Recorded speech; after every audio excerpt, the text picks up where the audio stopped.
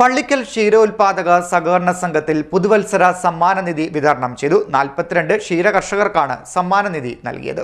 പള്ളിക്കൽ ക്ഷീരോത്പാദക സഹകരണ സംഘത്തിൽ 2024 നവംബർ മാസത്തിൽ പാൽ നൽകിയ ക്ഷീരകർഷകർക്ക് പുതുവത്സര സമ്മാനനിധി വിതരണം ചെയ്തു.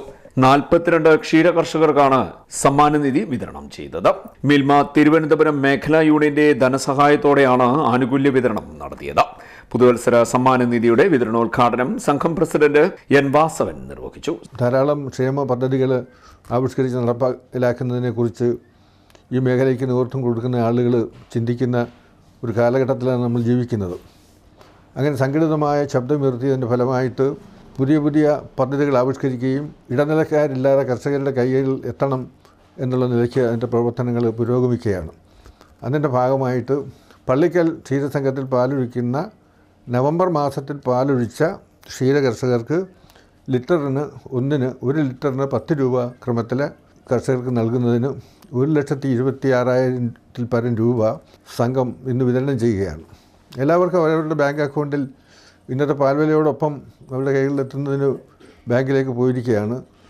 ഏറ്റവും കൂടുതൽ ധനസഹായമുള്ള അർഹതയുള്ള 8-10 ആളുകൾക്ക് സംഘത്തിൻ്റെ ഹെഡ്ക്വാർട്ടേഴ്സിൽ തന്നെ വിളിച്ച് ഈ ചെക്ക് കൊടുക്കണമെന്നുള്ള നിർദ്ദേശത്തിൻ്റെ വെളിച്ചത്തിലാണ് ആ ഗണത്തിൽപ്പെടുന്ന ആളുകളെ പ്രത്യേകം ഇവിടെ വിളിച്ച് ചെക്ക് തയ്യാറാക്കി നമ്മൾ വിതരണം ചെയ്യുന്നൊരു ചടങ്ങാണ്. ക്ഷീര മേഖലയിലുള്ള പ്രവർത്തനം വളരെയേറെ ക്ലേശകരമാണ്. ത്യാഗപൂർവമായ ഒരു പ്രവർത്തനമാണ് ഈ മേഖലയിൽ പ്രവർത്തിക്കുന്നവർ ചെയ്യുന്നത്.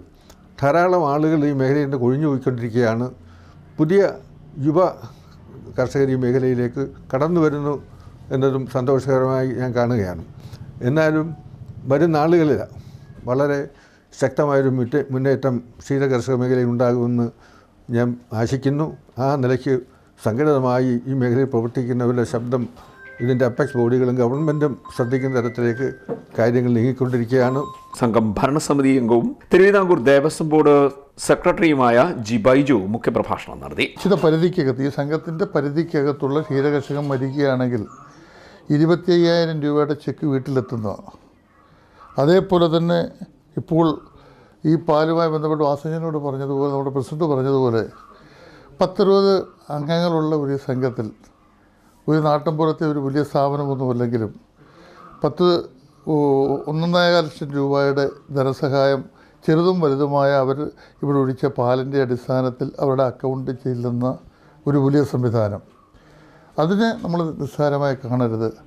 ഇവിടെ വാസഞ്ചേട്ടൻ പറഞ്ഞതുപോലെ കാലിസമ്പത്തിൻ്റെ കാര്യത്തിലൂടെ നമ്മൾ വളരെയേറെ ബുദ്ധിമുട്ടുകളുണ്ട്.